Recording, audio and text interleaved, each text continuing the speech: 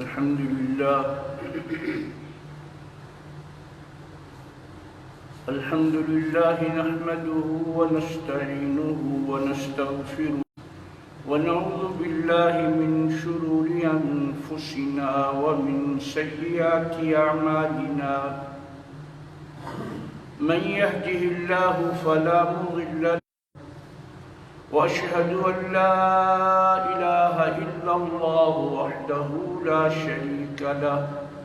وأشهد أن محمدًا عبده ورسوله صلى الله عليه وعلى آله وسلم تسليمًا كثيرًا كثيرًا أما بعد فإن أصدق الحديث هدي محمد صلى الله عليه وسلم وشر الأمور محدثاتها وكل محدثة بدعة وكل بدعة ضلالة وكل ضلالة في النار. أعوذ بالله السميع العليم من الشيطان الرجيم. بسم الله الرحمن الرحيم.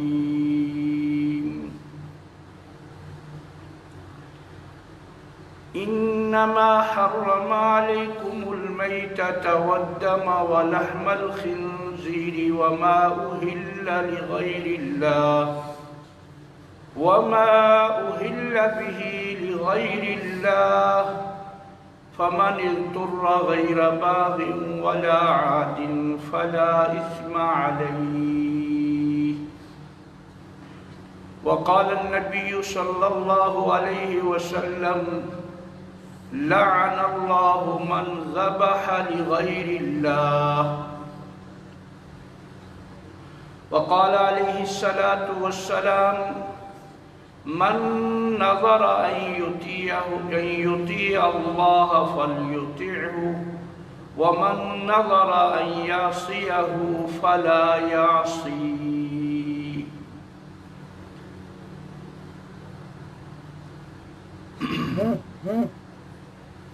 شرک کی اقسام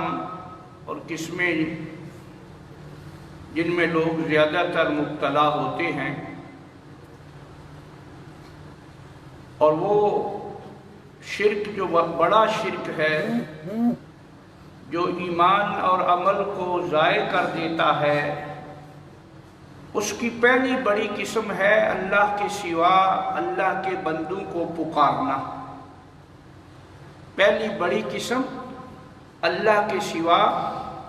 ان حاجات میں، ان ضروریات میں، ان معاملات میں جو انسان کے ساتھ خاص ہوتے ہیں اللہ تعالیٰ کی ذات کے ساتھ، ان میں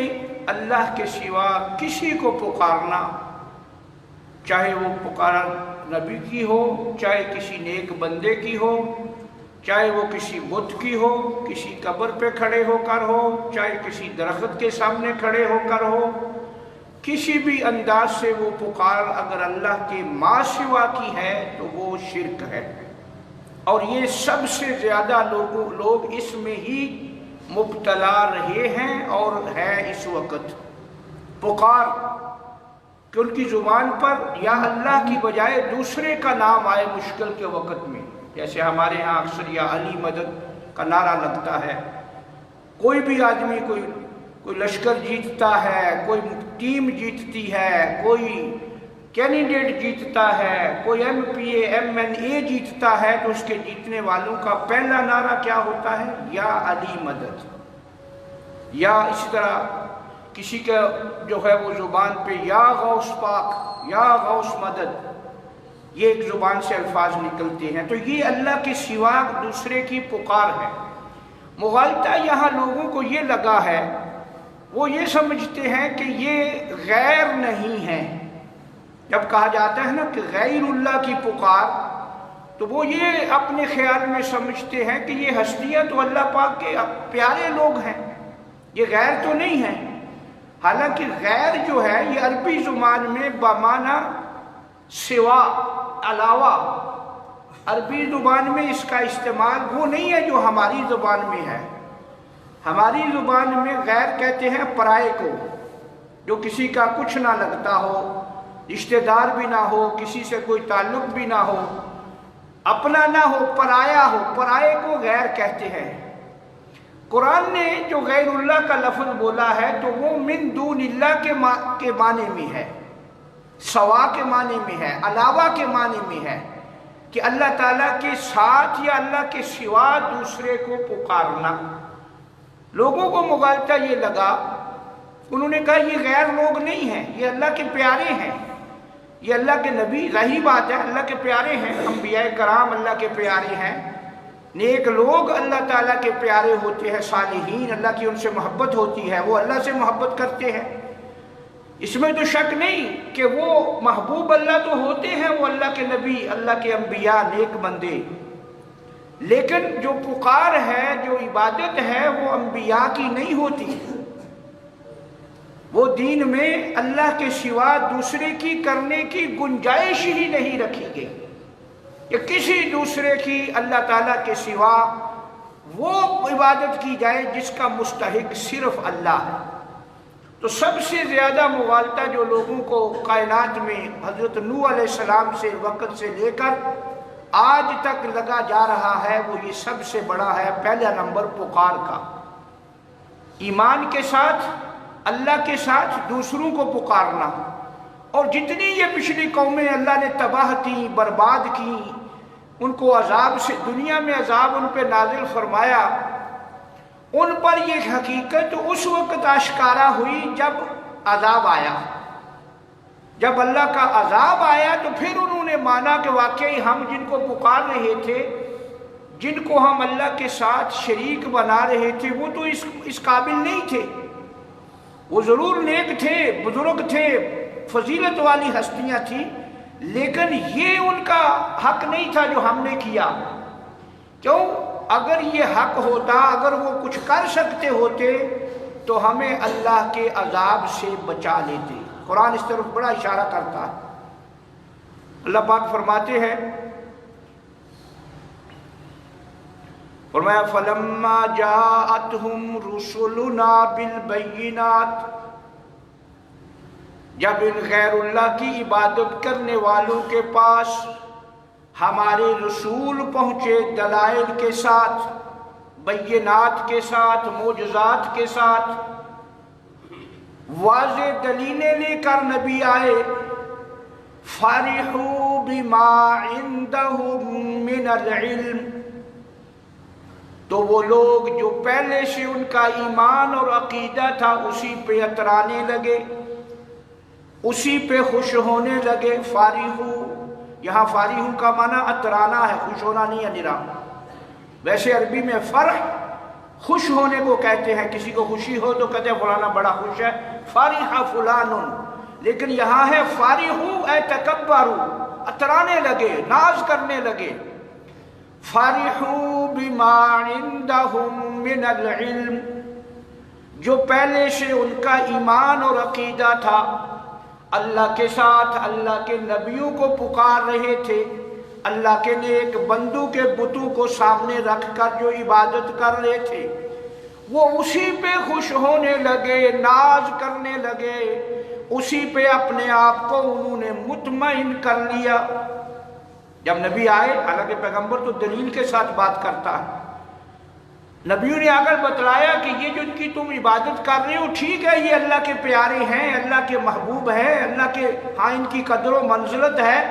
ان کی شان ہے، ان کا مقام ہے، درجہ ہے، رتبہ ہے، سب کچھ ہے، لیکن یہ عبادت کے لائق نہیں ہے۔ وقت کا پیغمبر اپنی قوم کو یہ صاف کہتا کہ یہ سب کچھ ہے۔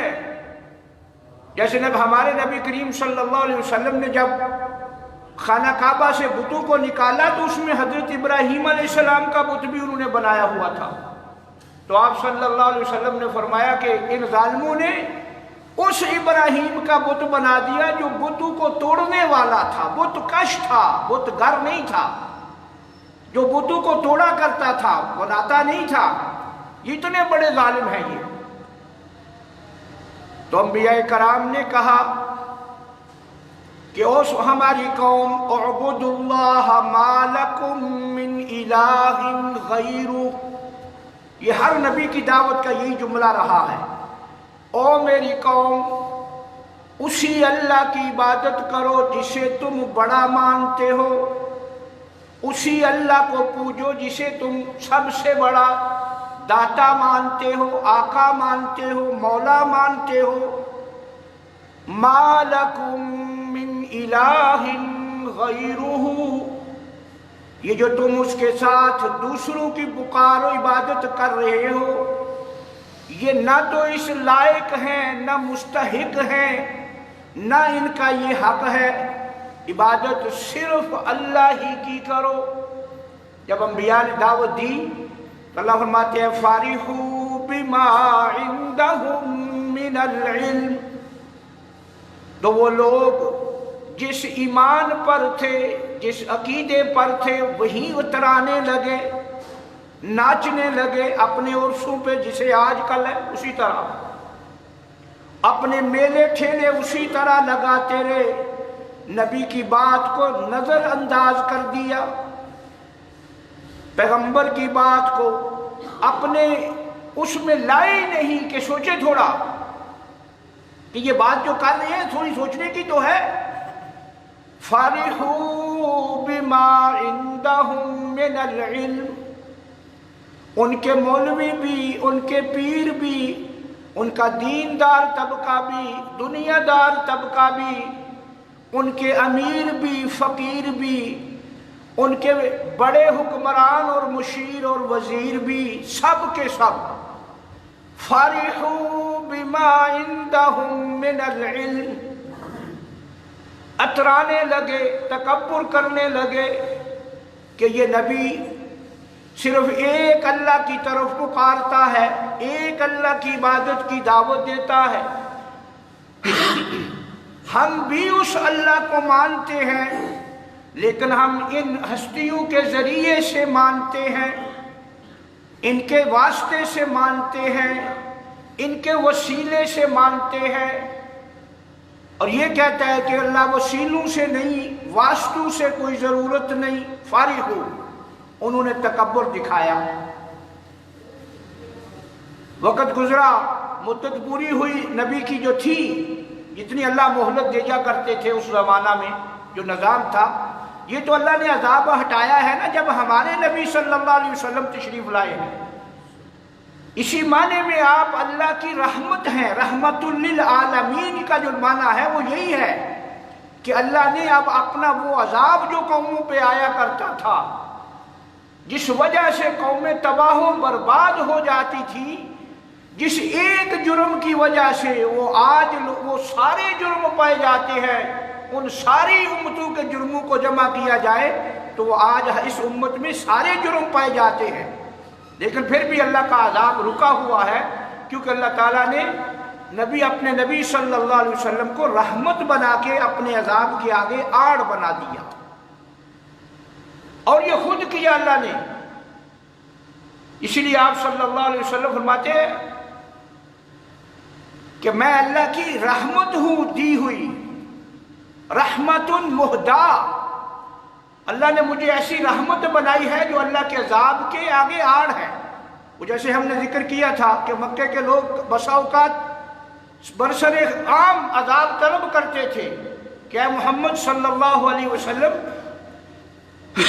اگر آپ سچے ہیں تو وہ عذاب لے آئیے جس کا آپ وعدہ کرتے ہیں، اگر آپ چاہتے ہیں، آپ کہتے ہیں کہ ہم نہیں مانیں گے تو قیامت کو ہمیں عذاب ہوگا، ہمیں دنیا میں عذاب لا کے ہمارا ملیا میٹ کر دیجئے، تو آپ فرماتے ہیں لو کان عندی لو ان عندی مستعجلت بہ لقضی الامر، اگر یہ عذاب لانا نہ لانا میرے اختیار میں ہوتا تو شاید میں اور اب تمہارے اور اپنے درمیان فیصلہ کر دیتا، لیکن یہ اللہ کے ہاتھ میں ہے، وہ چاہے تو لائے، چاہے ابھی اس نے وہ نظام بدل دیا ہے۔ آج اس امت میں ہر وہ جرم پایا جاتا ہے جس ایک جرم کی وجہ سے قومیں تباہ کی گئی۔ حضرت نوح علیہ السلام کی قوم اسی غیر اللہ کی پکار کی وجہ سے تباہ ہوئی۔ کیا آج ہماری اس امت میں غیر اللہ کو اللہ کے سوا انبیاء کو اولیاء کو پکارنے والے نہیں ہیں، برسرعام پکارتے ہیں۔ حضرت اسی طرح ہود علیہ السلام کی قوم، اسی طرح انبیاء کرام لوط علیہ السلام کی قوم، اس لواتت کے اعتبار کے ساتھ غیر اللہ کی پکار۔ تو جو جو جرم پائے جاتے تھے وہ آج اس امت میں سارے موجود ہیں، لیکن چونکہ نظام اللہ نے بدل دیا ہے، اب وہ عذاب آسمانی نہیں آنا جس سے ساری اس امت کو مٹا دینا ہے، بلکہ مہلت دینی ہے موت تک۔ ہر کسی کو اس کے لیے اس کا انجام، بڑا انجام جو ہے وہ موت کے بعد ہے۔ ہاں کبھی کبھی اللہ تعالیٰ اپنی ان لوگوں کی سمجھ کے لیے، ان لوگوں کو سمجھانے کی خاطر، ان کی عبرت کے لیے کوئی ایسا واقعہ چھوٹا موٹا رونما ہو جاتا ہے، کہیں چھوٹے سے ایک جگہ پہ زلزلہ آ جاتا ہے، کہیں سیلاب آ جاتا ہے، کہیں بارش کا پانی اتنا ہو جاتا ہے، کہیں موسم کی سختی اتنی ہو جاتی ہے کہ ہر چیز جام ہو جاتی ہے۔ یہ چھوٹی چھوٹی تنبیہات ہیں کہ شاید یہ لوگ جاگیں، شاید یہ لوگ اپنی اصلاح کر لیں، شاید یہ سوچیں کہ جس ڈگر پر جس طریقے پہ ہم چل رہے ہیں یہ درست ہے یا غلط ہے یا صحیح ہے، کوئی سوچے۔ تو فرمایا جب ہمارے انبیاء دلائل لے کر اپنی قوموں کے پاس آئے تو ان قوموں نے بجائے اس کے کہ نبی کی بات کو سنجیدگی سے سنتے، پیغمبر کی بات کو سنجیدگی کے ساتھ سن کر ماننے کی طرف متوجہ ہوتے، انہوں نے الٹا اس پر اس کی مخالفت شروع کر دی۔ فَرِحُوا بِمَا عِندَهُم مِّنَ الْعِلْمِ وَحَاقَ بِهِم مَّا كَانُوا بِهِ يَسْتَهْزِئُونَ، بلکہ الٹا انبیاء کرام کا مذاق اڑاتے رہے، ٹھٹھا کرتے رہے، استہزاء کرتے رہے کہ دیکھو یہ ہے نبی، اسے اللہ نے نبی بنایا ہے۔ جس طرح مختلف قسم کے ہوتے ہیں، یہ نبوت کے قابل کہاں سے آ گیا، مختلف قسم کے اعتراضات تھے بہرحال ان کے۔ لیکن اللہ پاک فرماتے ہیں یہ سلسلہ چلتا رہا۔ جب انبیاء جو ہمارا وعدہ تھا کہ اگر نہیں مانو گے تو عذاب آئے گا، تو فرمایا جب ہمارا عذاب آیا، ہر قوم پر ایسی جو اللہ کے سوا دوسرے کو پکارتی تھی، جو اللہ کے سوا انبیاء کی صلحاء کی عبادت کرتے تھے، مختلف طرز پہ ان سے مدد مانگتے تھے، جو اللہ تعالیٰ کی عبادت میں اللہ کے نبیوں کو ولیوں کو شریک بناتے تھے، فرمایا فَلَمَّا جَاءَهُمْ بَأْسُنَا، پھر جب ہمارا عذاب آیا، ہماری پکڑ آئی ان مشرک قوموں پر، ان سارے مشرکوں پر جو اللہ کے سوا اللہ کے نبیوں کو پکارتے، اللہ کے نیک بندوں کو پکارتے، ان کے مزارات انہوں نے بنا رکھے تھے، عبادت خانے بنا رکھے تھے، وہاں نظریں چڑھاتے، نظریں مانتے، نیازیں بانٹتے، عرس لگاتے، میلے لگاتے، جہاں وہ سارے شرک کی وہ ساری قسمیں کرتے۔ فَلَمَّا جَاءَهُمْ بَأْسُنَا، لیکن جب ہمارا عذاب آیا، ہماری پکڑ آئی، تو چاہیے تو یہ تھا کہ اس وقت وہ کہتے کہ کہاں اپنے ان معبودوں کو پکارتے، اس وقت وہ جن کی مدد مانگا کرتے تھے ان سے مدد مانگتے، لیکن جب عذاب آیا تو کہنے لگے آمنا باللہ وحدہ، آمنا باللہ وحدہ،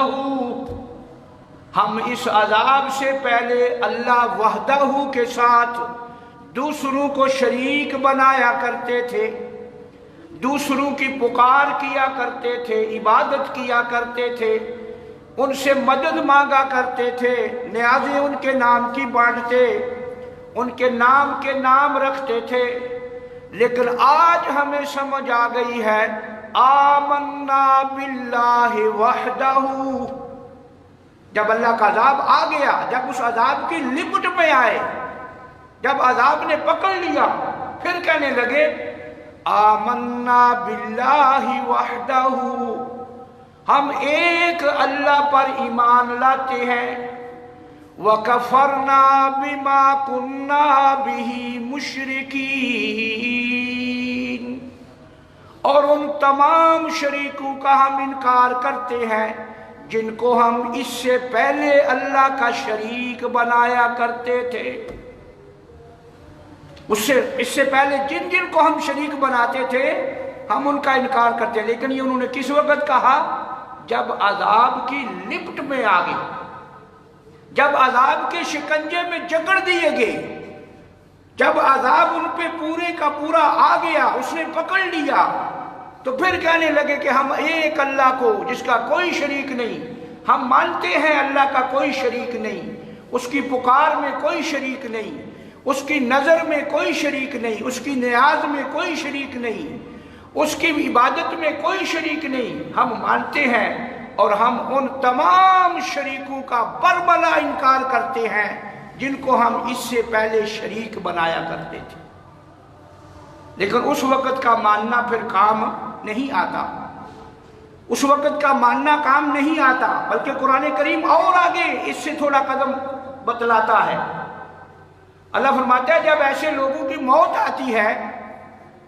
ایسے افراد کی موت آتی ہے جو اللہ کے ساتھ دوسروں کی عبادت کرنے والے ہوتے ہیں، عبادت میں ساری چیزیں آتی ہیں، عبادت میں صرف رکوع سجدہ نہیں ہے،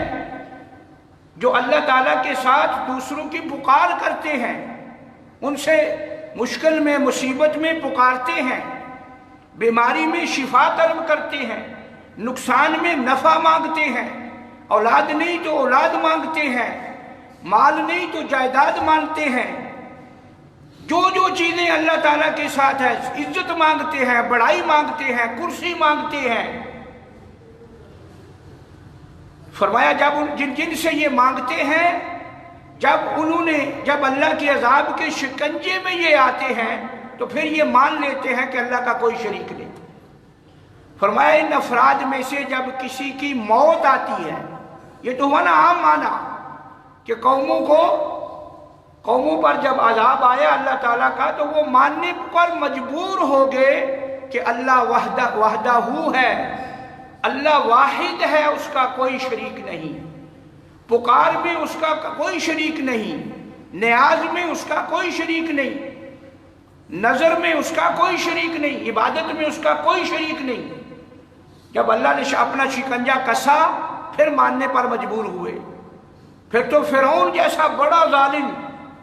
جو اپنی زندگی میں اپنے آپ کو رب کہتا تھا، انا ربکم الاعلی، حالانکہ فرعون خود اللہ تعالیٰ پر ایمان رکھتا تھا، اللہ کو تو مانتا تھا نا، اس معنی میں کہ ایک کائنات کا بنانے والا اللہ ہے، وہ ملحد نہیں تھا، اللہ تعالیٰ کو ماننے کا دین تھا اس کا ایک،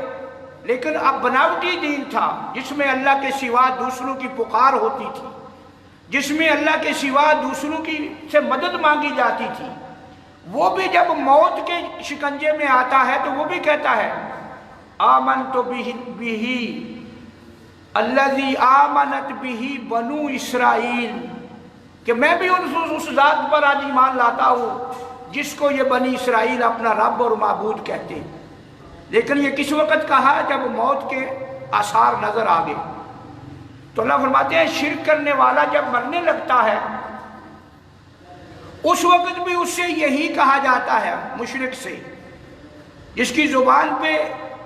خوشی کے وقت، جس کی زبان پہ غمی کے وقت اللہ کے سوا دوسرے کا نام ہی پکا ہوتا ہے۔ آج کل تو لوگ یہاں اس طرح آگے نکل گئے ہیں کہ وہ کہتے ہیں یا غوث کہتے کہتے ہم مر جائیں، وہ اپنی نعتوں میں یا غوث کہتے کہتے، یا علی کہتے کہتے، یا رسول اللہ کہتے کہتے ہماری جان نکلی، تو یہ تو پکار کے معنی میں چلا جائے گا نا۔ تو اللہ پاک فرماتے ہیں جب ہمارا فرشتہ موت کا ان کی گیچی پہ ہاتھ رکھتا ہے، ہنسلی پہ، یہ گردن کی ہڈی پہ، موت کی آخری لمحات میں، تو وہ ساتھ ایک بات کہتا ہے، کہتا ہے اینما کنتم تدعون من دون اللہ حتی اذا جاءتہم رسلنا، فرمایا یہ جو اللہ کے سوا دوسروں کو پکارنے والے ہیں औरों की इबादत करने वाले हैं। जब इनमें से किसी की मौत आने लगती है तो वो हमारा भेजा हुआ फरिश्ता मौत के आखिरी सांस खत्म करने से पहले वो ये कहता है उसे, ऐना मा कुंतुम तदऊन मिन दूनिल्लाह।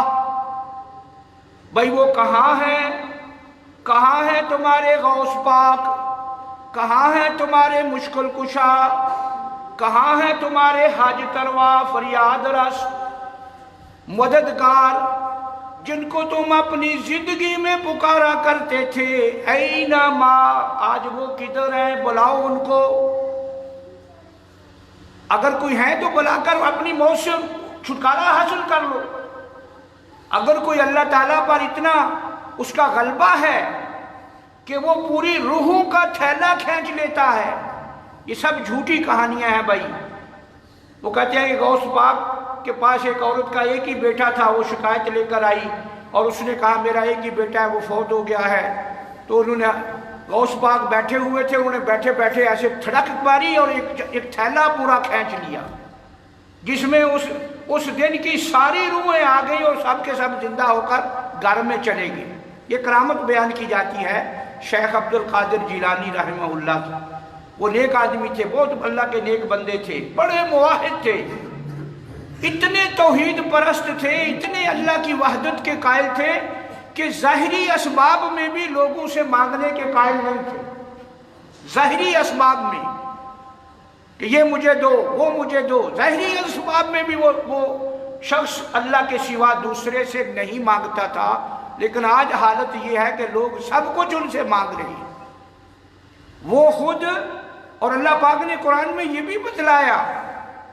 कि मेरे किसी नेक बंदे ने, ना मेरे किसी नबी ने, ना मेरे किसी वली ने, ना हजरत अली ने, किसी एक ने जिनको पुकारा जाता है, जिनकी इबादत की जाती है, किसी एक ने भी ये नहीं कहा कि मेरी इबादत करो, मुझसे मांगो, मुझसे मुश्किल के वक्त मुझे पुकारो। अल्लाह फरमाता है मेरे किसी एक बंदे ने भी नहीं कहा। और अगर कोई उनमें से कहे, ये तहदीद बतलाई, क्योंकि किसी ने कहा ही नहीं, किसी अल्लाह के नबी ने ये नहीं कहा, किसी अल्लाह के नेक बंदे ने ये नहीं कहा कि मुझे मुश्किल के वक्त पुकारो, मुझे मुसीबत के वक्त पुकारो, मुझसे मांगो, मैं दाद रसी करूंगा, मैं मदद करूंगा। किसी ने, अल्लाह फरमाते हैं, नहीं कहा। और अगर कोई कहे, अल्लाह पाक फरमाते हैं, अगर कोई कहता उनमें से, वमन यकुल मिनहुम इन्नी इलाहुम मिन दूनिही, इसके ऊपर फरिश्तों का जिक्र है। इस आयत के सियाको सबाक में पीछे अंबिया का जिक्र है, इसी के पीछे अल्लाह के नेक बंदों का जिक्र है। अल्लाह फरमाते हैं मेरे किसी बंदे ने, लोगों नहीं कहा कि मेरी पुकार करना, मुझसे मांगना, मुझसे अल्लाह वाली हाजात का सवाल करना, मुझसे मुश्किल कुशाई के उम्मीद रखना, किसी ने फरमाया नहीं कहा। वमन यकुल मिनहुम, और अगर कोई उनमें से ये कहता, इन्नी इलाहुम मिन दूनी, कि मैं अल्लाह के सिवा मैं भी मुश्किल कुशा हूं, फज़ालिका नजज़ीही जहन्नम, फरमाया हम उसे भी जहन्नम में फेंक देते। लेकिन किसी ने कहा ही नहीं, किसी अल्लाह के नेक बंदे ने नहीं कहा। तो ये वो नहीं है कि अब्दुल कादिर जिलानी ऐसे हाथ ऊपर उठाएं और रूहों का पूरा थैला खींच लें। अल्लाह फरमाता है जब हमारे फरिश्ते, मौत के फरिश्ते, ऐसे शिर्क करने वालों की आखिरी सांस को खत्म करने लगते हैं तो वो कहते हैं, ऐना मा कुंतुम तदऊन मिन दूनिल्लाह, ओ अल्लाह के सिवा दूसरों को भी पुकारने वाले, ओ अल्लाह के सिवा दूसरों के नाम के नारे मारने वाले, ओ दूसरों को गौस समझने वाले, मुश्किल कुशा समझने वाले, हाजत रवा समझने वाले, فریاد رس سمجھنے والے، لجپال سمجھنے والے، غریب نواز سمجھنے والے، گنج بخش سمجھنے والے، جتنے یہ القاب ہیں وہ کہتے ہیں جس جس کو تم سمجھتے تھے اینما کنتم، بلا ان کو، بلا جو جہاں تیری موت کو روک دے ہم مان لیں گے واقعی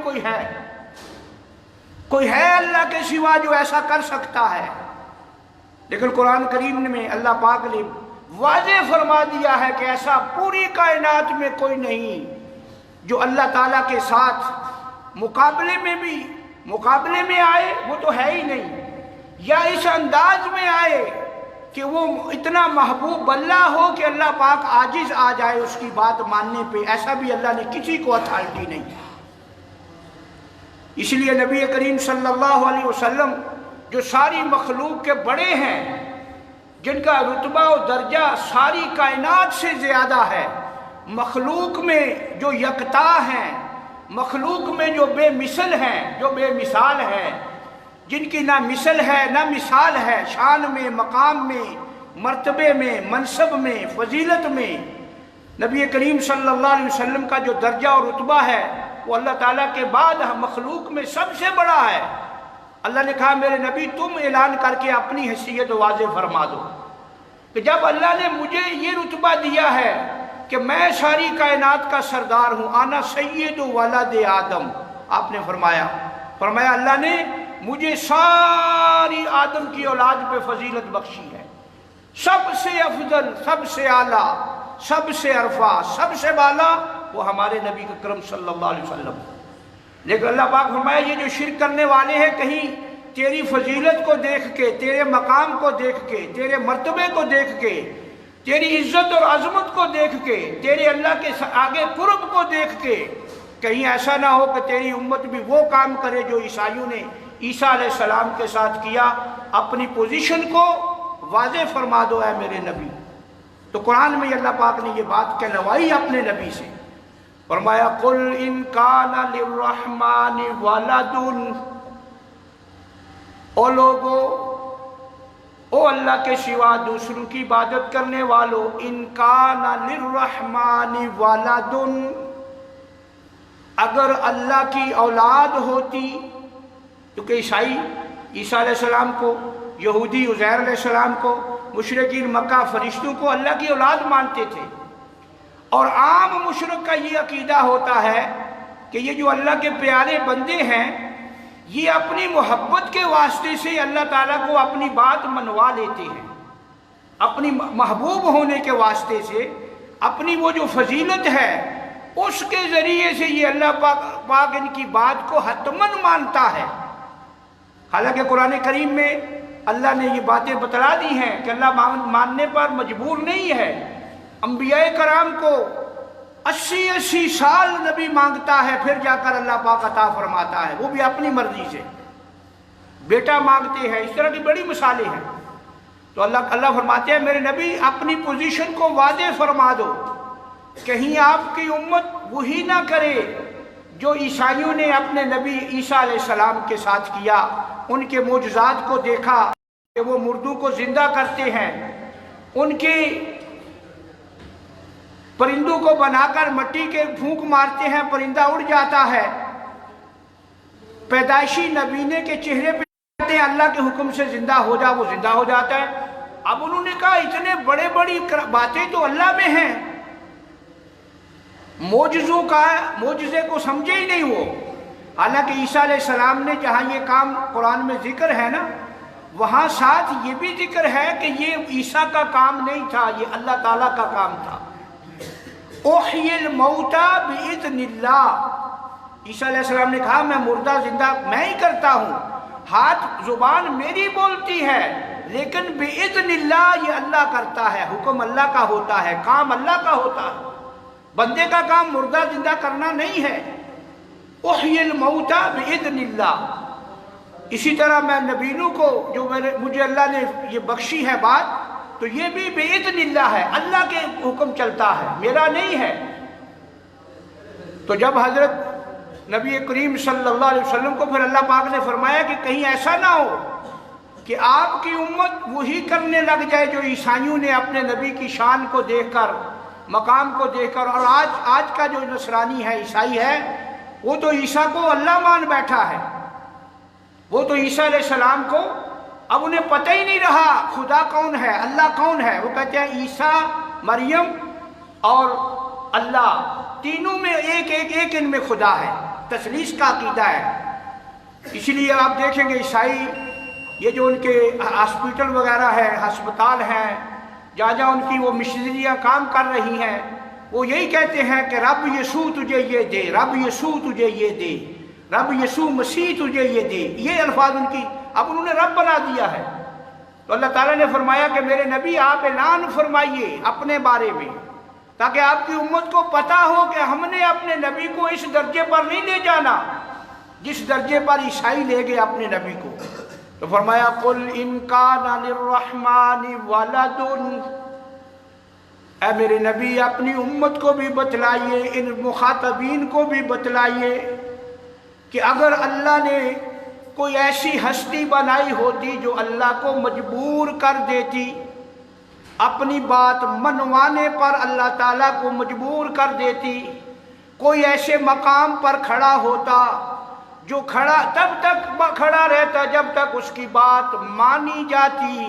اگر کوئی ایسا ہوتا، پہلی بات تو ہے ایسا ہے ہی کوئی نہیں، اور اگر کوئی ہوتا فَأَنَا أَوَّلُ الْعَابِدِينَ، تو میں محمد صلی اللہ علیہ وسلم سب سے پہلے اس کی عبادت کرتا،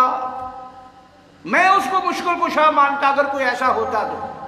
تو چونکہ ایسا کوئی ہے ہی نہیں، نہ میں ہوں نہ کوئی اور ہے جو اللہ تعالیٰ کو اپنی اللہ کی عبادت میں شریک بن سکے۔ موضوع خلاصہ کلام یہ تھا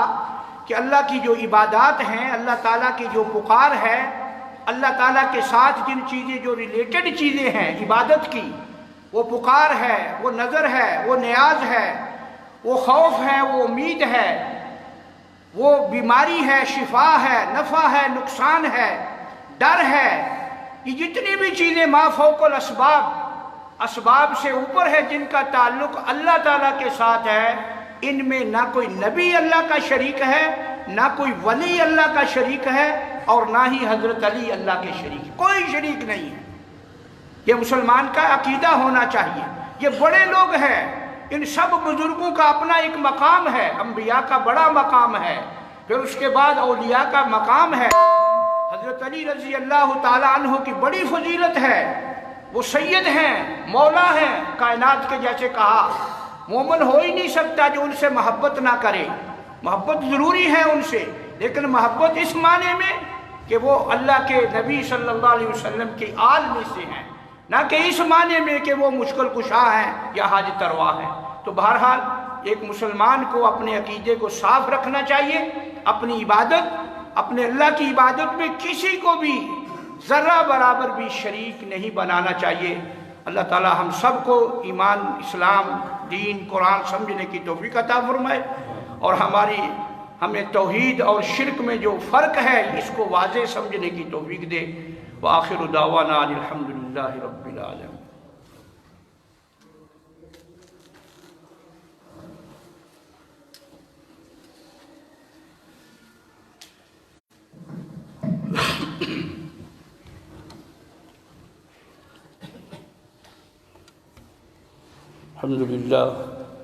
الحمد للہ وکفا وسلام علی عبادہ الذین اصطفیٰ، وأصلی وأسلم علی سید الرسل وخاتم الانبیاء نبینا محمد المصطفیٰ واحمد المجتبیٰ وعلی آلہ واصحابہ وازواجہ واتباعہ ومن اقتدى۔ اما بعد فاعوذ باللہ من الشیطان الرجیم۔ بسم اللہ الرحمن الرحیم۔ ان اللہ وملائکتہ یصلون علی النبی یا ایہا الذین آمنوا صلوا